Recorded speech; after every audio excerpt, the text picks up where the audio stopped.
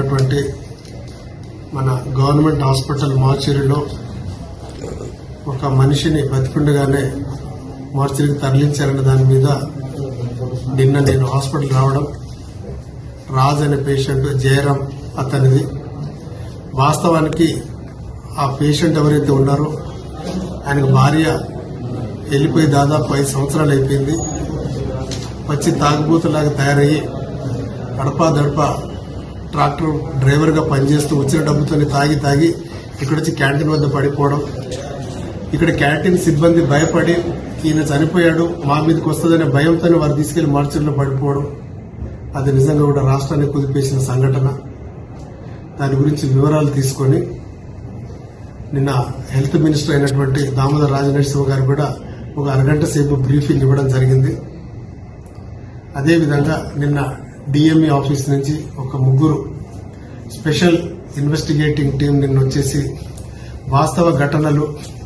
వాస్తవాలు ఏంటని అన్ని తెలుసుకొని నిన్న వరకు రిపోర్ట్ తయారు చేసి గవర్నమెంట్ ఇవ్వడానికి వరకు రిపోర్ట్ తయారు చేయడం జరిగింది.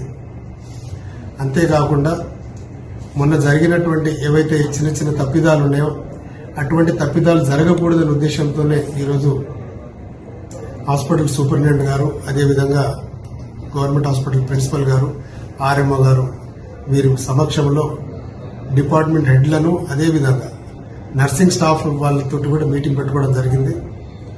వాస్తవానికి నర్సింగ్ స్టాఫ్ లో కూడా తీవ్ర అశ్రద్ధ ఉంది. ప్రజలు పేషెంట్స్ తనకి కేర్ చేయకపోవడం, వాళ్ళ గురించి డీటెయిల్స్ తెలియకపోవడం, ఎంతసేపు ఆ ఫోన్లలో వీడియో చాటింగ్లు తప్ప వేరే పని చేయడం అనేది తెలిసి వాళ్ళని గట్టిగా మందలించడం జరిగింది. అదేవిధంగా డాక్టర్ల విధుల్లో ఎక్కడైనా నిర్లక్ష్యం జరిగితే తీవ్ర యాక్షన్లు ఉంటాయని చెప్పేసి వాళ్ళు కూడా ఇప్పుడు వాళ్ళకు వార్నింగ్ కూడా ఇవ్వడం జరిగింది. ఈ రివ్యూ మీటింగ్ తర్వాత కొంత ఇంప్రూవ్మెంట్ వస్తుంది. అదేవిధంగా ఏదన్నా కూడా మార్చరీకి ఏ బాడీ పోయినా ఇక్కడ ఉన్నటువంటి సీఎంఓ సర్టిఫై చేసి కీస్ ఇస్తేనే మార్చరీ తాళాలు తీయాలని చెప్పడం జరిగింది.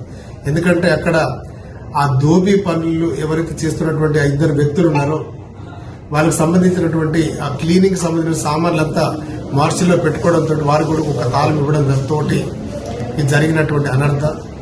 సో అందుకే ఇప్పుడు ఏదున్నా అక్కడ ఉన్నటువంటి ఆ శానిటేషన్ సంబంధించిన ఇన్స్పెక్టర్ ఎవరైతే ఉన్నారో వారికి కూడా చాలా స్పష్టంగా క్లియర్ ఇన్స్ట్రక్షన్స్ ఇవ్వడం జరిగింది.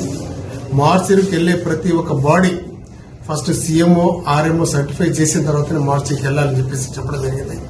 నిన్న జరిగిన ఉదాంతంతో 2 శానిటరీ వర్కర్లను, శానిటరీ ఇన్స్పెక్టర్ మీద వాళ్లకు షోకాజ్ నోటీస్ ఇవ్వడంతో పాటు వాళ్ళను ఇక్కడ ఏదైతే అవుట్ సోర్సింగ్ వాళ్ళు ఉన్నారో వాళ్ళిద్దరిని కూడా టర్మినేట్ చేయడం జరిగింది పదవుల నుంచి.